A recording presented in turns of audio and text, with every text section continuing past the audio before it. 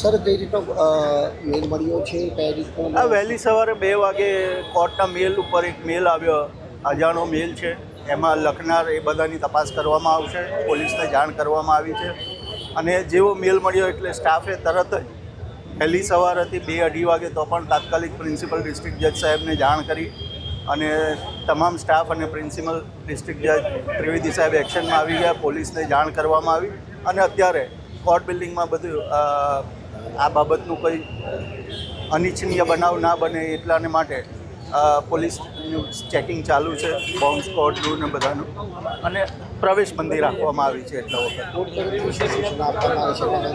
એટલે અત્યારે કોઈ પણ વકીલશ્રી, પક્ષકાર, સ્ટાફ, જજીસ બધાને અત્યારે સુરક્ષાના હેતુને ધ્યાનમાં રાખીને પ્રવેશ બંધ રાખ્યો છે. સાહેબ, કયા પ્રકારનો કોલ ઈમેલ મળ્યો છે કોર્ટને?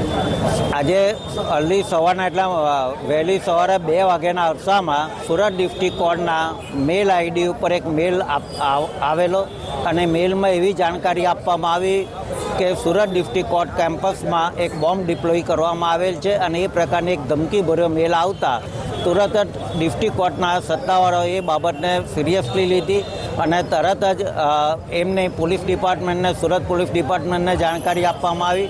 સુરત પોલીસ ડિપાર્ટમેન્ટે પણ એ બાબતને સિરિયસલી લઈને તરત જ છે તે પોલીસની ટીમ, ડોગ સ્કોડ, એફએસએલની ટીમ અને બોમ્બ સ્કોડની ટીમ અને બાકીના જે કંઈ પણ સત્તાવાળા દ્વારા સુરત કોર્ટ કેમ્પસને અત્યારે ટોટલી ખાલી કરીને અત્યારે એમની તપાસની કામગીરી કરવામાં આવી રહેલી છે.